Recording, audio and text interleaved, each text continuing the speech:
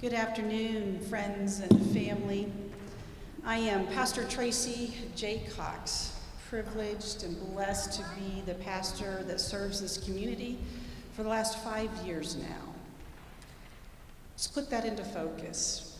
We have come to give thanks for the life of one who served this community of faith for 78 years. So look around. See all that Patty has been and where she has worshiped and prayed and gathered her family. And by the way, I think this front pew has never looked finer. In fact, I declare it to be the best front-looking pew ever.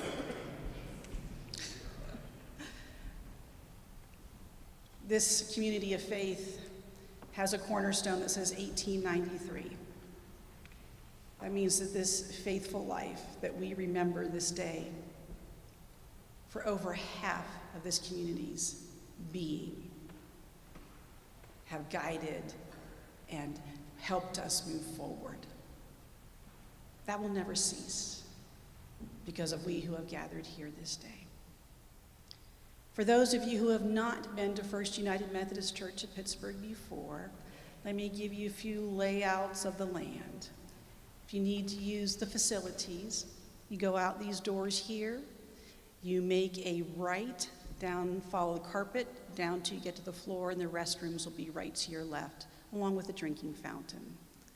Later on, after worship is over, we will also be going to the fellowship hall the same way. I invite you to come and breathe in deep the grace that has embraced us as we gather this afternoon. We breathe in and we breathe out. And we feel the grace of God surround us. Amen.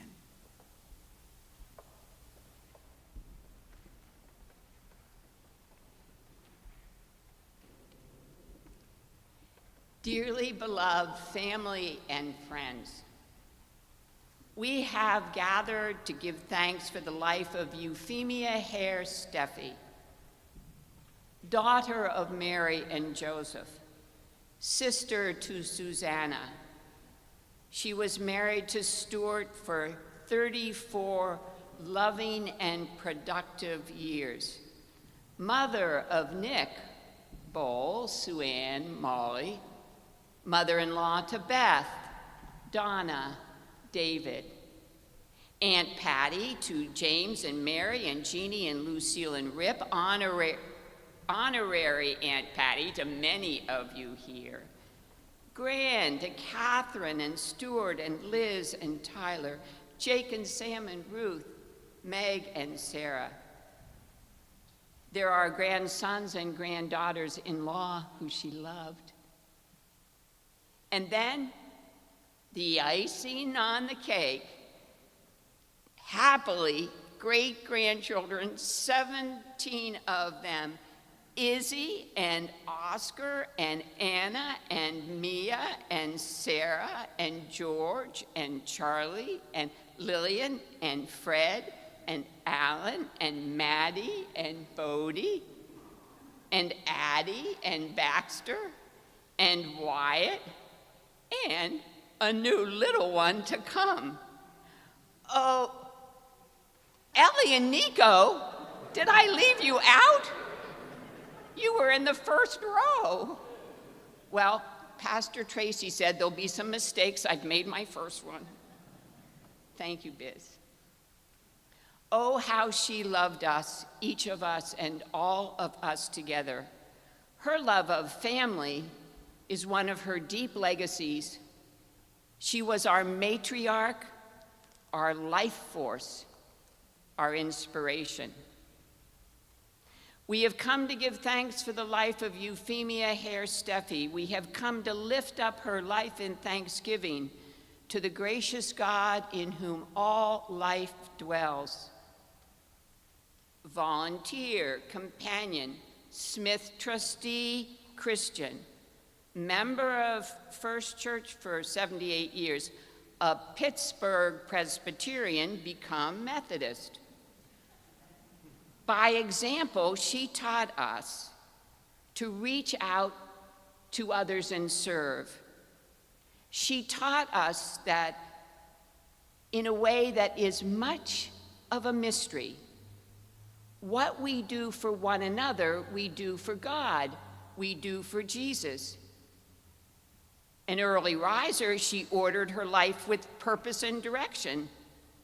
So important was this that some days she would feel behind schedule by 7 a.m.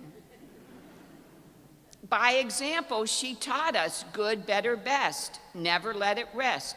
She was a lifelong learner. She took courses on crewel and embroidery, nature printing and smocking. She started to learn Italian when she was nearing 50. She took poetry at OSHA every term it was offered.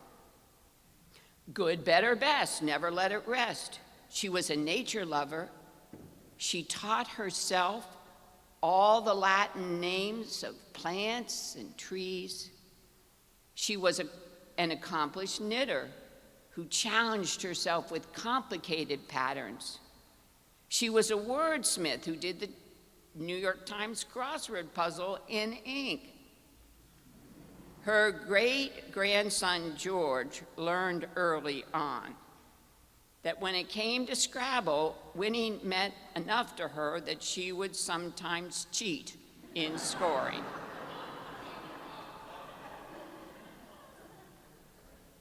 Good, better, best. She was always worried about her weight and ours.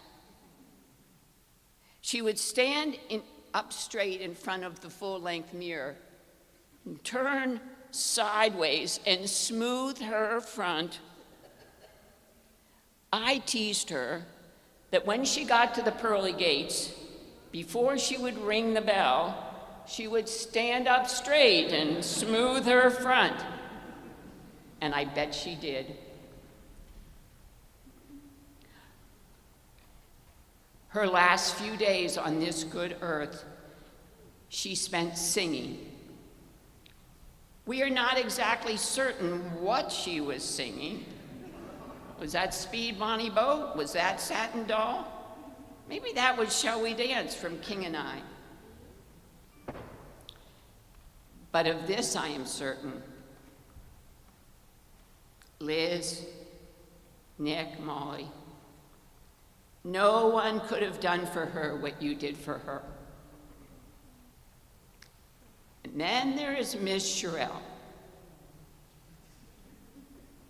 By the grace of God, you came back into our lives just when we needed you most, and you cared for her with the most beautiful, tender, loving kindness. We will always be grateful. Everybody go like this and turn around to Sherelle. She left behind lists of her favorite hymns in the family Bible, in the back of each of her hymnals, on random postcards, on scraps of papers.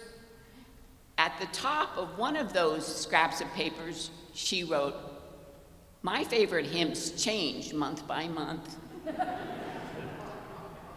But on every single list, "Great is thy faithfulness" is at the top. So following John Wesley's instructions in the front of your hymnal, we are going to ask you to stand and sing lustily and with good courage, "Great is thy faithfulness."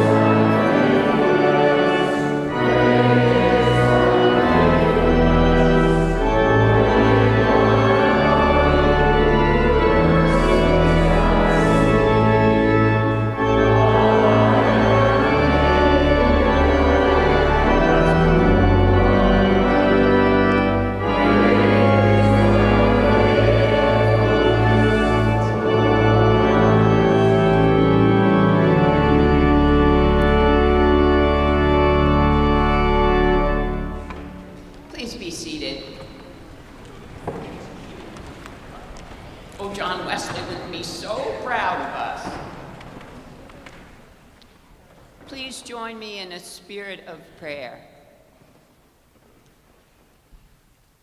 O God of peace, you have taught us that in gathering together there will be comfort. In quietness and in confidence will be our strength. By the gentleness of your Spirit, surround us, we pray, with your presence, where we may be still and know that you are God. Amen. Liz is going to read the Philippians.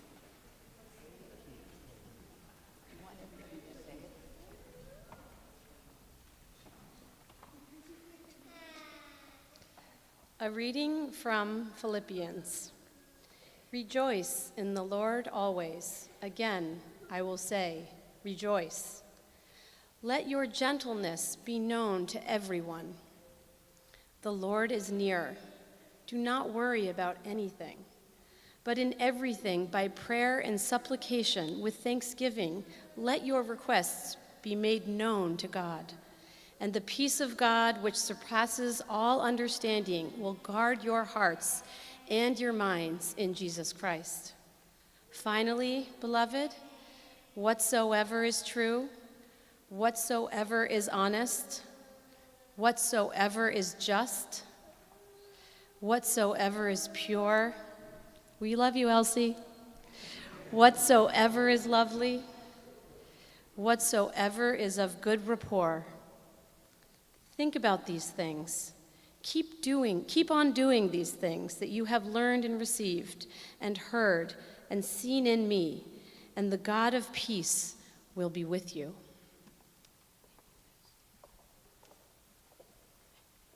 Sharon.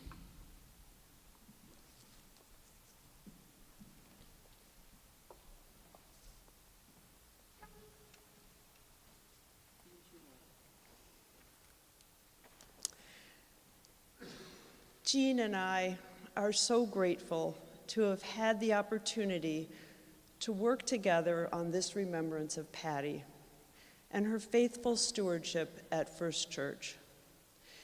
In the last decades of her life, Patty and I became dear friends and shared a love of knitting, cookies, opera, and poetry.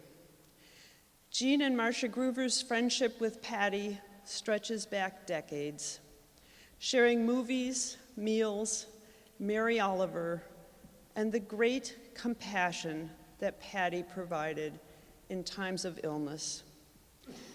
Together, Jean and I shared stories of Patty and asked others here at First Church to share theirs, including previous pastors.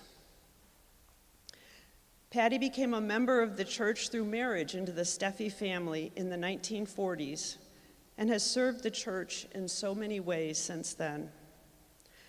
Then Pastor Peter Weaver worked with Patty and Marcia Groover and Dick Hartman and others to prepare a book to celebrate the centennial history of First Church in 1993. At that time, Patty would have already been a member for nearly 50 years and brought a uniquely valuable perspective to our church history. Peter Weaver also remembers Patty as an early and important voice supporting our church's work on inclusion, welcoming marginalized communities, including the LGBTQ community. I quote Pete Weaver, "These moves were not without controversy. Patty's gracious voice of wisdom, practical advice, and Christ-like caring in the trustees and the Staff Parish Relations Committee were often key to gaining support for and continuing these new ministries. These leadership roles and the important work of lay members of the church were constants in Patty's life. It was Patty who had a vision for the massive flower beds at the intersection of Aiken and Center, and David Keller remembers. The first time I met Patty, She was sitting on a stool, helping a crew to work in the dirt to care for the flowers in that garden. As the newly appointed pastor, I came to realize how fitting that first impression was. Peter Weaver again. Over the years, many have joined in the planting and cultivating as a tribute to Patty's legacy and her life of dreaming, digging in, and doing. For this and for so much more, we say, Alleluia to God. When the need to renovate the church emerged in the early 2000s, Patty joined with Paul Jenkins and chaired the Find Us Faithful campaign to raise the very large amount of money needed for the renovation. During this process, at an early morning meeting, Robert Wilson remembers Patty arriving to find some unhoused folks on the front steps. "I'm so glad you didn't shoo those folks away," she told him. "They need to be here."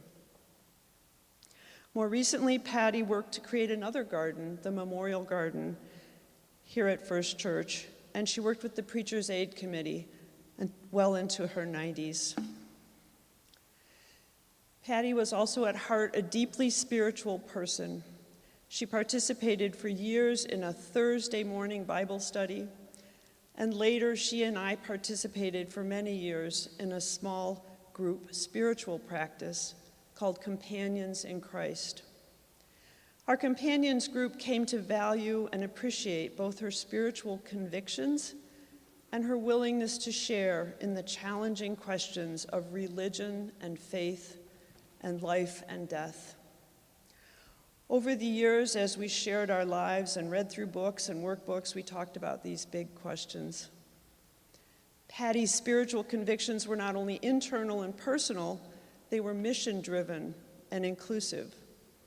With others, Patty advocated for a service element to be added to the centennial celebration, and it was Patty, along with A.J. Jenkins and others, who helped to bring about First Food and Friends, a ministry that continues to this day, every Saturday welcoming friends and neighbors needing a warm meal and other supports.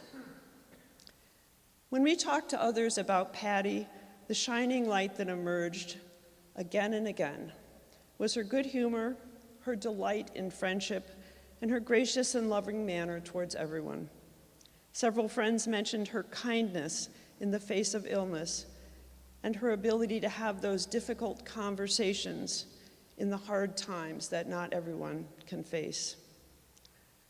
Others mentioned her welcoming them to First Church with a meal or an early morning hello at the JCC, swimming. Each Christmas after the candlelight concert, you would find Patty seated at the tea service, offering tea and coffee and chatting with everyone. She was also a terrific writer, and she was always willing to help with the First Church edit when written material needed just a little tweak to make it just right.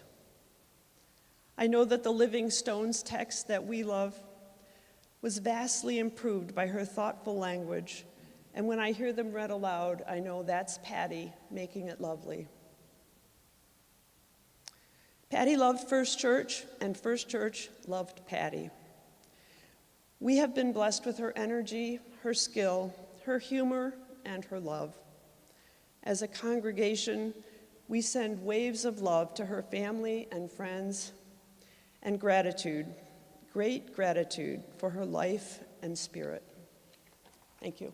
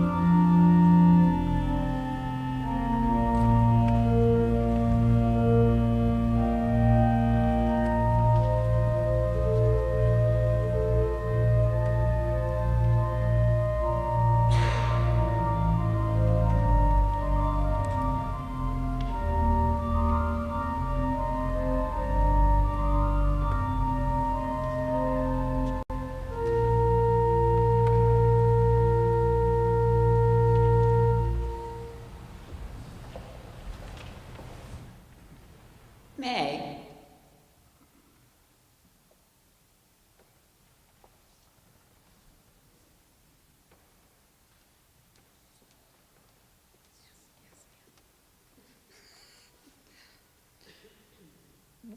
Friendships by Bennett Chappell. Each summer has its ending, and now the time draws near when all of us must break up camp to meet another year.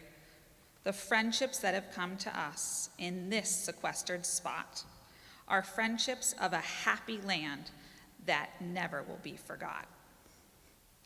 Here, all our whims and all our faults have melted like the dew, because you've been a friend to me, and I a friend to you.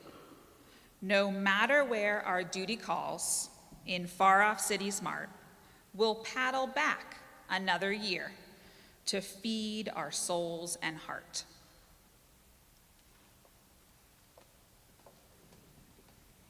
Carrie.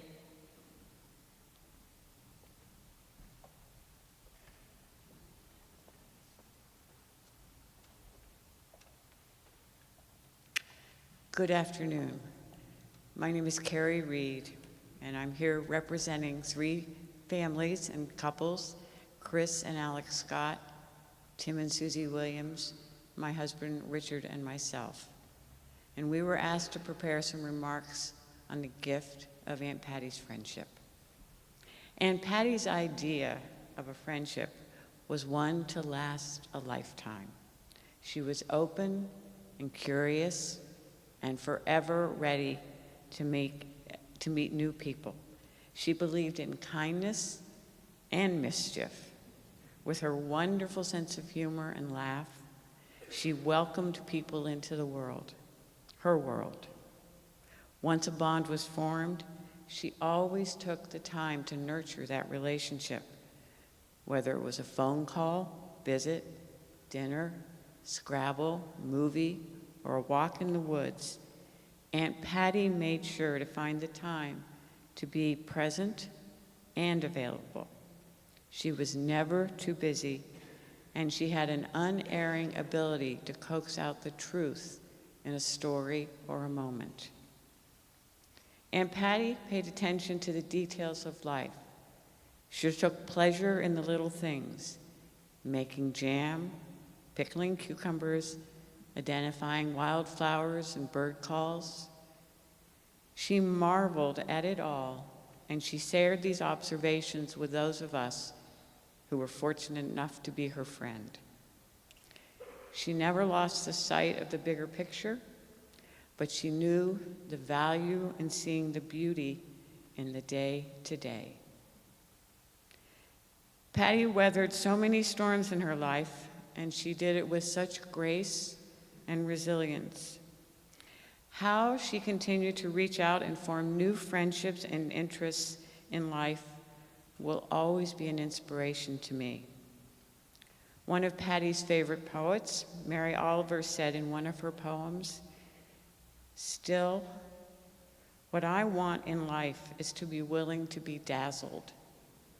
And Patty was always willing to be dazzled, and for this I will always be grateful. I have so many memories of Patty's gifts of friendship.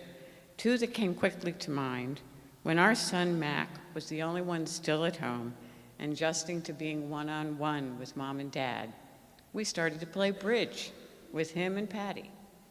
She was a wonderful partner and completely understood the gift of her time with him and us as he and we navigated life at home.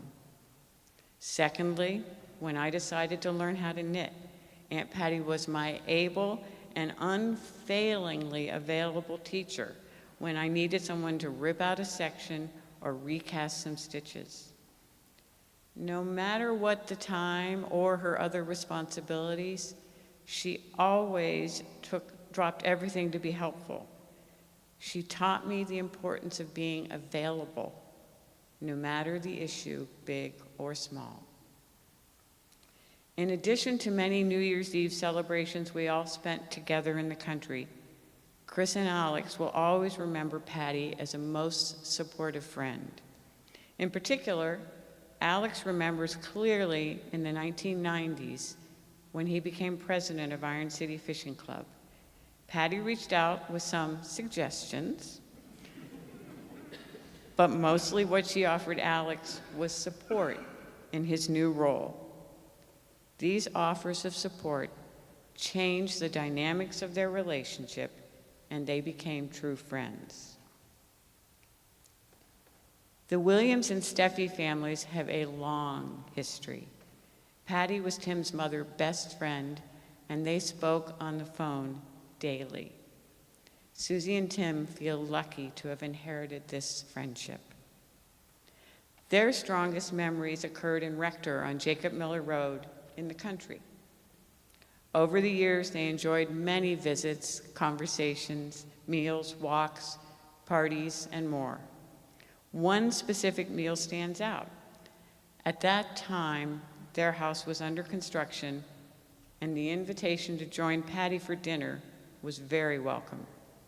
They sat together in her warm, cozy kitchen at Whiteacres, enjoying her company and a simple meal of steaming hot waffles made one by one at the table. That meal of waffles and wine is one they will always remember. For those of you who are familiar with our homes in Rector, you will not be surprised to hear that much as we try not to, we share our space with mice. It is an evening ritual to set mouse traps before going to bed, and Patty laughed about falling to sleep to the music of snap, snap, snap of catching mice. Patty always appreciated even the simplest things. One early spring evening, Susie and Tim sat on their deck with Patty. She pointed out the beauty of the tiny, colorful leaf buds on most of the trees. Her enjoyment and sharing of simple pleasures was a part of her very, very special charm. Thank you.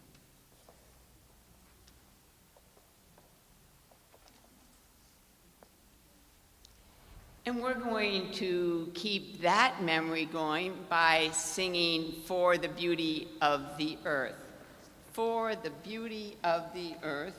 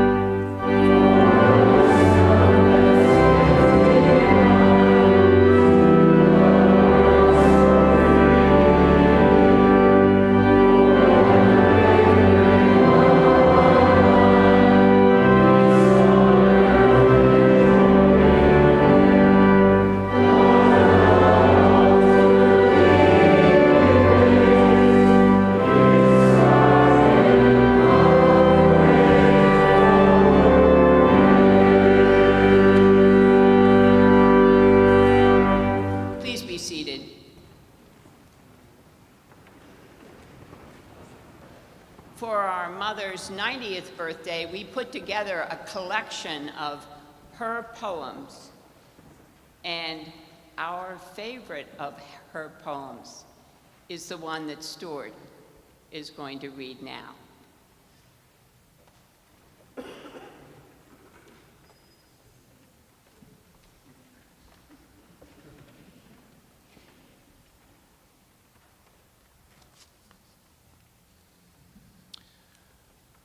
Granddaughter Catherine, written on her 40th birthday.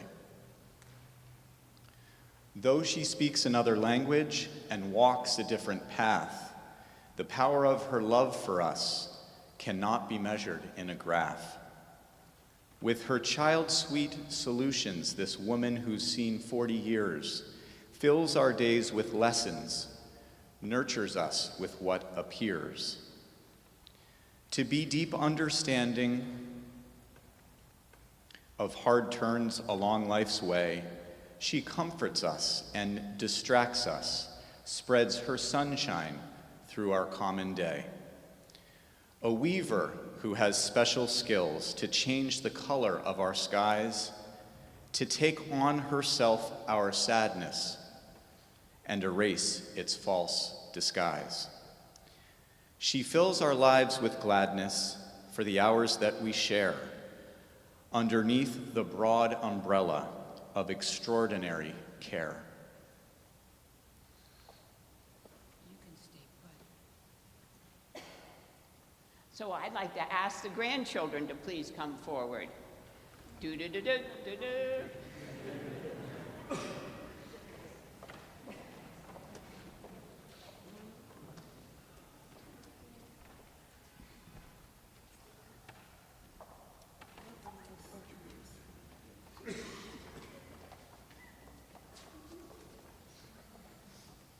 Okay, I'm first.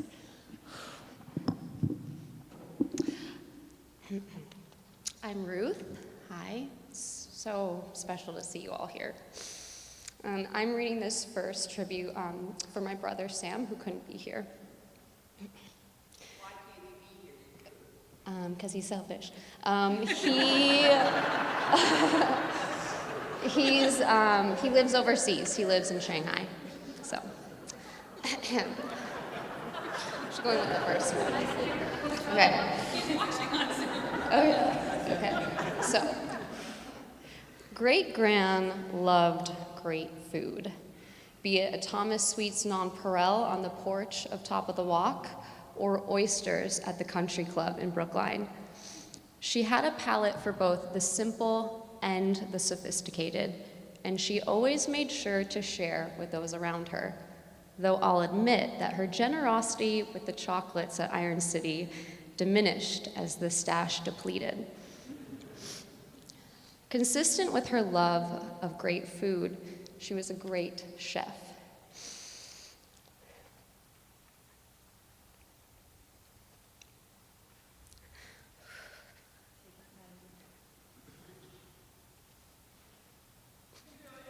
Okay, thanks. Thanks back there. Okay. I have vivid memories of the Thanksgiving weekend car rides across the Pennsylvania Turnpike from Princeton, New Jersey to Ligonier, where we would talk about how much we look forward to Gran's mashed potatoes and Gran's famous gravy. As she prepared the feast, I'd stand on a kitchen chair next to the stove so I could catch a glance into her creations while she worked vigorously with a masher or a whisk, the aroma of gravy filling the kitchen. My favorite was her cookies. Chocolate chip with the perfect level of crispiness.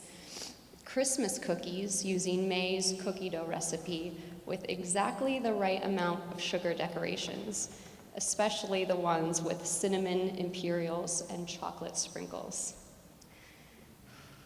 I can still smell Thanksgiving at White Acres. I can still taste Christmas out of a tin box with wax paper. They remind me of Gran, and suddenly I can't help but smile. The same smile as when I would open a Valentine's Day card of Snoopy and Woodstock, signed with a question mark, a secret admirer. The envelope stamped by a Pittsburgh post office.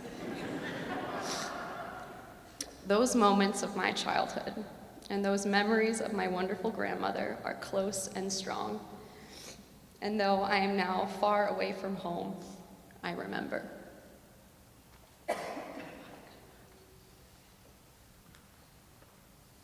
So if you thought the theme of food was over, you are wrong. Gran's memory lives on through the traditions of food experienced growing up in our extended family circle that often took place, as you've heard, in Western PA and Ligonier. Grape Nuts cereal. If you were born after 1980, you may not know of it, but this was introduced to us by Gran and fed to us. She claimed it to be the cereal of champions, and I think there is plenty of evidence of that. The waffle cookies that she put in the Folgers jar of coffee were a favorite of all the grandchildren, perfectly rounded and shaped.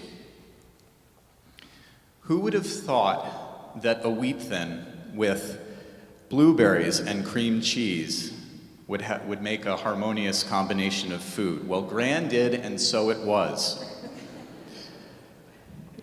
In our last few months and weeks of visiting Gran at Fox Hill, there were sweets that always adorned the kitchen, oftentimes enjoyed by the great grandkids. We weren't sure if Nick, my father, put them there, or if Patty put them there, but they were enjoyed nonetheless. She was the consummate hostess. We had the soup today at the country club. Gran was an absolute artisan of soup. She would serve it in the most petite china. The portions were miniature. They were modest, and they were small, and that may have contributed somewhat to her longevity. Bread and butter pickles, as you have heard, were something that she and I shared a fondness for. We have several in our cupboard at home, and I always think of Patty when I have the bread and butter pickles. Gran also had an affinity for the English, spending a lot of her time abroad. She and I shared a passion for Earl Grey tea, and as I had my Earl Grey tea this morning, I thought wonderful memories of Gigi, as she always had an open ear in those conversations. As an educator, when I'm losing my patience, I often tell my students that you have 2 ears and 1 mouth for a reason. You are meant to listen twice as much as you speak. Patty embodied that to a T, and I'm reminded of it constantly. In Spanish, there's an expression related to food called barriga llena, corazón contento, which loosely translates to full stomach, happy heart. We all have full stomachs and happy hearts today, as we are reminded by Gran that sadness often carries a false disguise.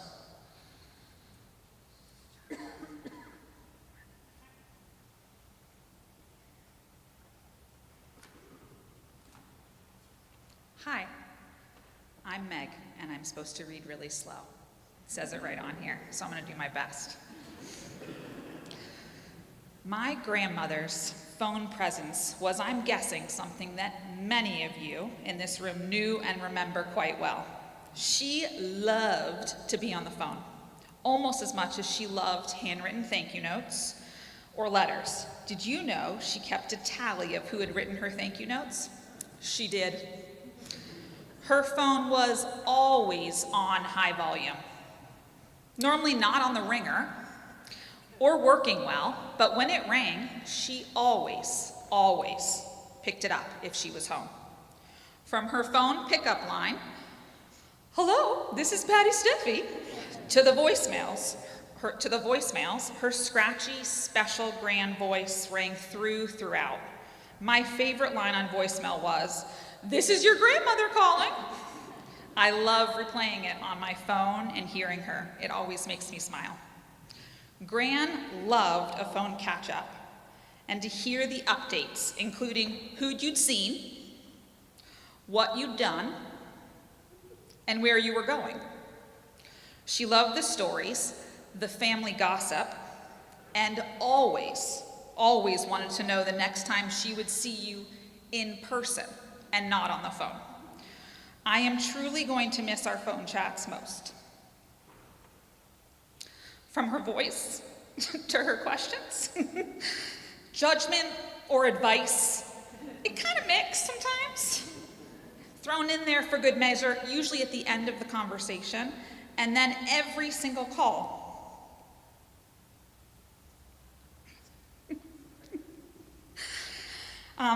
Meg, I'm proud of you. I love you. Thank you so much for calling.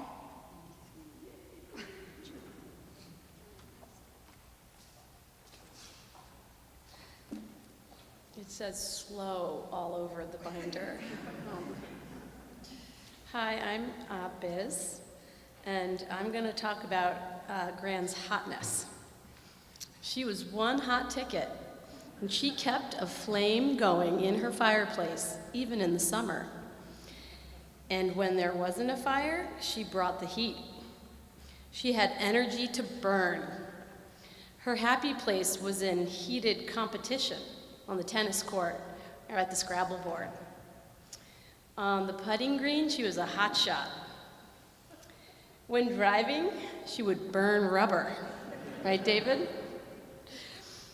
She was in hot pursuit of you if you did something she disapproved of, but would always warm to the idea of your doing no wrong. With birding, foraging, fishing, financial markets, she always liked a hot tip. Her Christmas cookies disappeared like hotcakes. She even knit socks for all the men in our family, given to them the night before of their wedding, so they didn't get cold feet. She could turn up the heat, but was never in hot water, and the sparkle in her eye could melt anyone. But what I'm always going to remember and try to continue myself is how she maintained and valued her fireplace, her careful woodpile, her small logs, her habitual collection of kindling, her always having the fire going, knowing that it was comforting, welcoming, and wonderful for anyone who came by. Just picturing Gran by her fire, nudging her coals. For Gran, home really was where the hearth is.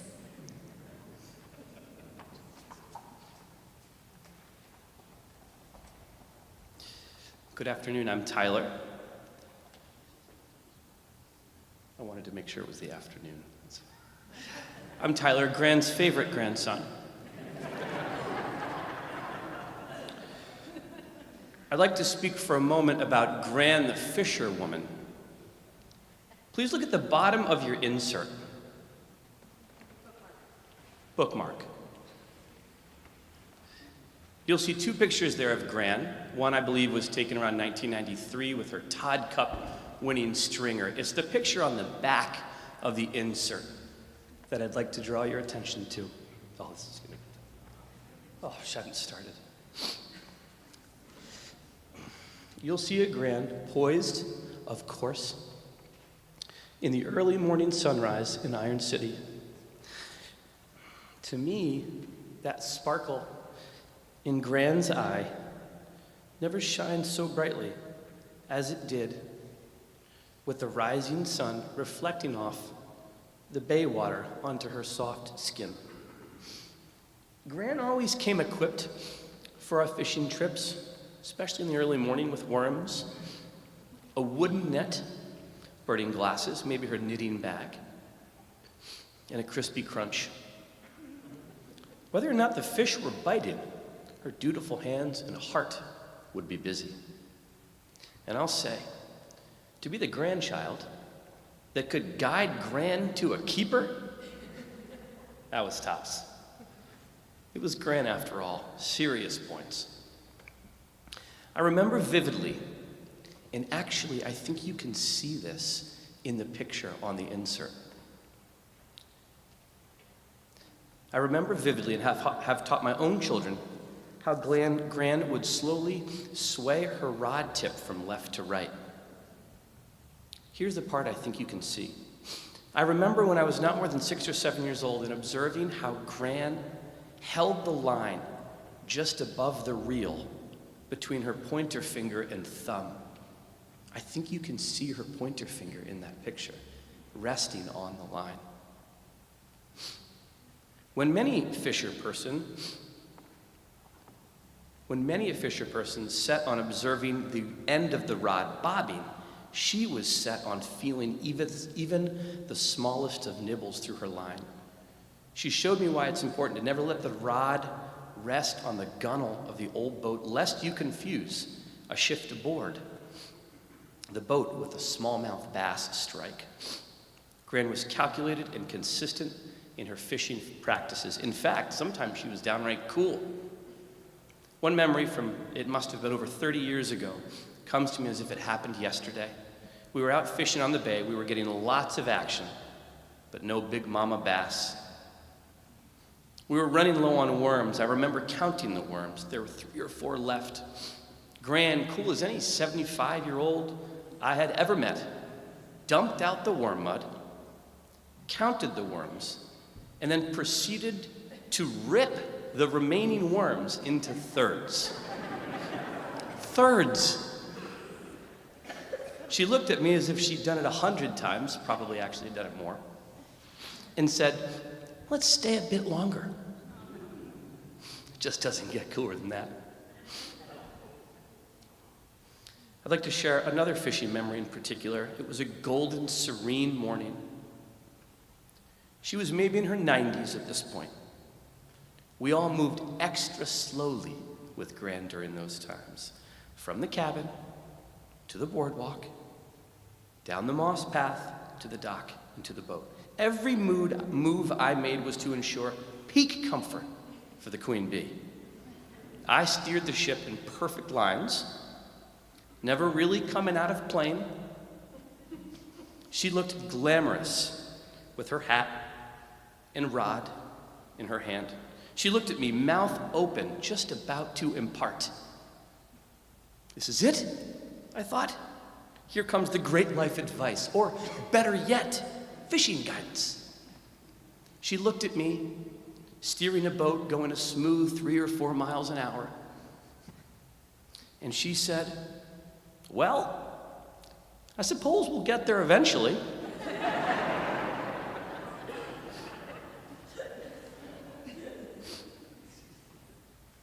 Last thought. Can we talk for a minute about docking the boat when Gran was driving? When Gran was driving the Seabud, it was a stage of life where, like we were all, probably many of you, were a little too scared to suggest that maybe she doesn't drive anymore. I see some heads nodding. You know that stage. Gran didn't really want to give up the helm, but she should have. Perhaps you too have met Gran's stubbornness once or twice along the way. Loading up and leaving was never the concern. What was most complicated for those years was docking. For her grandchildren, this was endlessly complicated. How, without showing panic, do you help an octogenarian dock a small wooden boat? I mean, how do you do that? Gran would come around that dock smoking hot fast, confident as ever. Just, like you could just see her head. She would approach the dock perpendicularly. Picture that for a moment. Just bow into the dock. We would all look at each other. If we were lucky, there may have been another grandchild on the dock. That was ideal. Just under plane, facing the dock about 20 feet out, Gran would cut the engine. Just ripping on the inside of $1 million, right at the dock.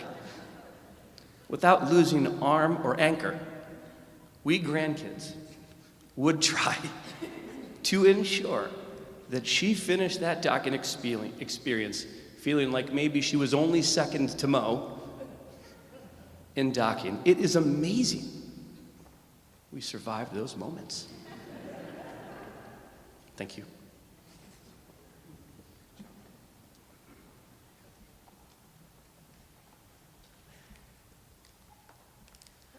I'm back. All right. I used to love sharing a bed with my gran. I don't know why. Maybe it was because I'm the youngest grandchild. Or maybe because I was always put with Gran to save on an extra room. I loved all of Gran's beds. I loved her bed at her house in Pittsburgh. It was big with a dark wood bed frame and had a beautiful quilt. I loved her bed at White Acres because you could look out the window and see our family's favorite tree, the great white pine.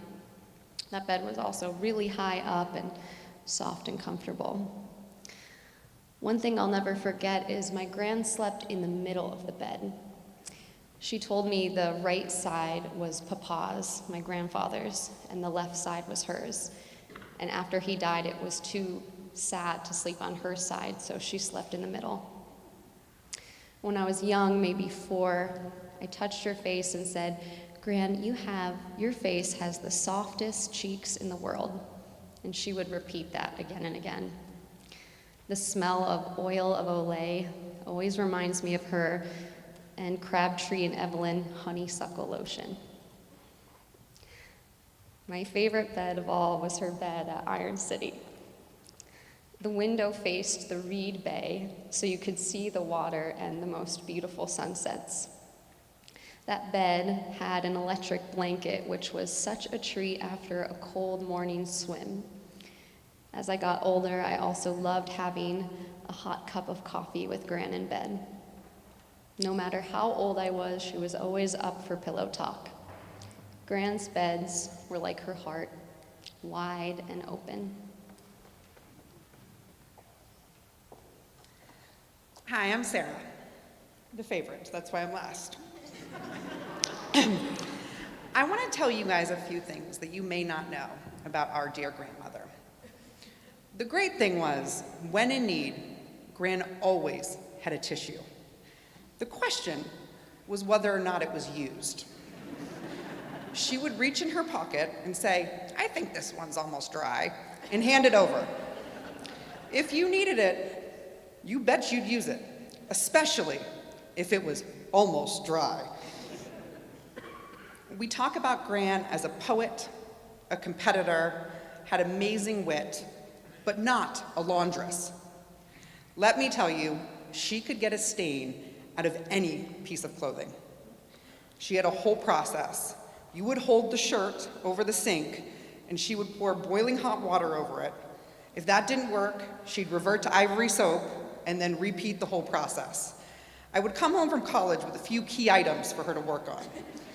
She, of course, never gave up, and the stains were always gone. As you may know, my gran was an avid reader of several newspapers daily. This meant she had a lot of content at her disposal. She would cut and mail articles that she thought would interest you, or something that you should know that you may not, or was about you. The next time she saw you or spoke to you on the phone, she would not forget to make reference to the exact clippings that she had mailed to you. It's got a little tricky a few times. Reading the title of the article simply was not enough. You could not talk your way out of the fact that you had not read it. Every time it happened, I promised myself, next time I'll read the articles. It's so strange being up here, telling these stories about her when she isn't here to listen, because she's always been here, and she will always and forever be in my heart. I love and miss you, Gran.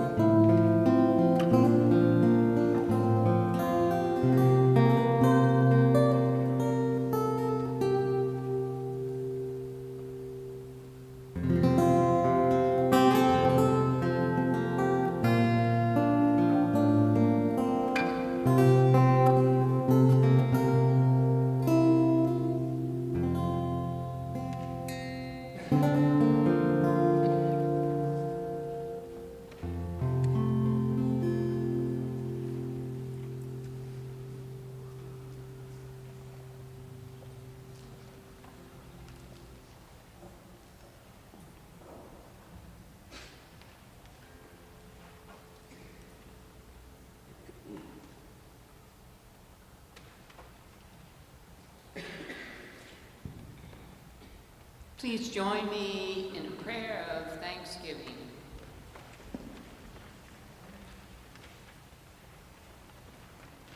We give you thanks, O gracious God, for all the blessings of this life, and this afternoon we thank you particularly for the life of Euphemia Hare Steffey. We thank you for all the times of happiness we shared together, walking in the woods looking for partridge berry, hiking up to see the wide view from the upper sand flats, tobogganing down Bantry Hill. We thank you for summer afternoons paddling out through Indian Channel, skinny dips in the women's cave on Wreck Island, evenings filled with Scrabble, conversation, reading aloud, then going down to stylish stouts to look up at the night sky. Look, there's Sirius and the Big Dipper. Can you see the North Star? We thank you for her commitments to Smith College, which gave her the opportunity to heal and to grow and to learn and to travel the world wide. Oh, how those friendships flourished. We thank you for the loveliness she created in her garden, flower arrangements for beside our beds. for her loveliness and her loving presence. We also bring before you any sadness or concern, wrongdoing or fear or pain that she knew. And we ask you to shine your redeeming love upon them. Holy One, Heart of the universe, morning star, fountain of life, song in the night, be with us all. Now, as we turn to the closing prayer, which she chose for us to pray together. O God, support us all the day long, until the shadows lengthen and the evening comes, and the fever of life is over and our work is done. Then in your mercy, grant us safe lodging, a holy rest, and peace at last. Amen. Our closing hymn is For All the Saints, 711.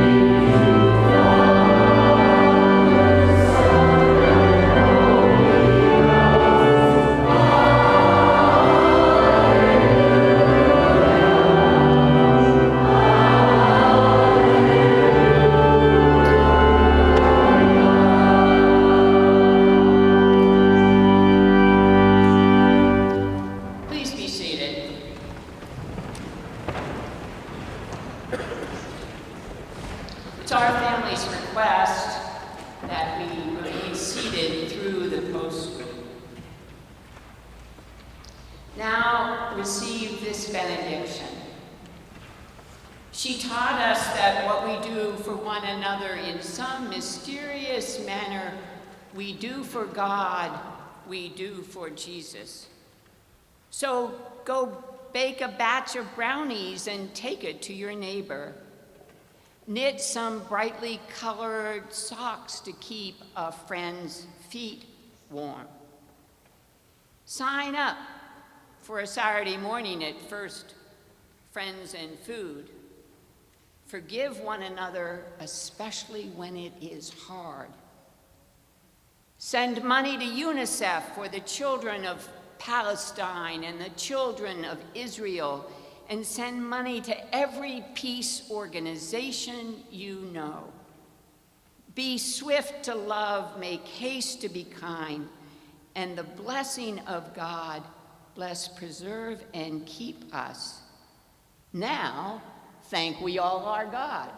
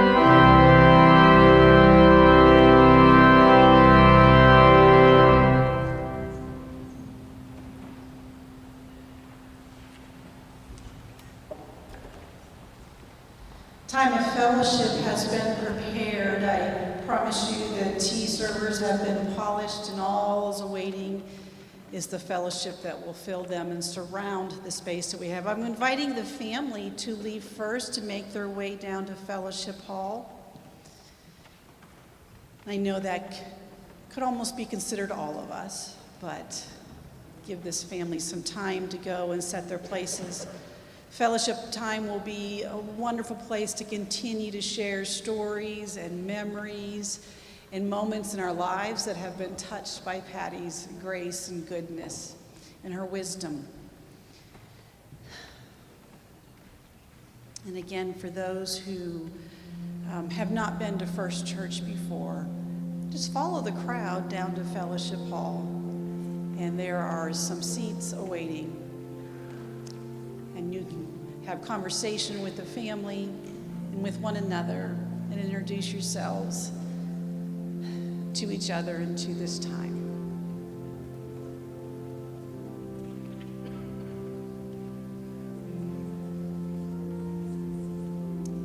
I invite you all to rise. And if you need some help and assistance getting down to Fellowship Hall, please let someone know, and we can surely find a way for you to be there.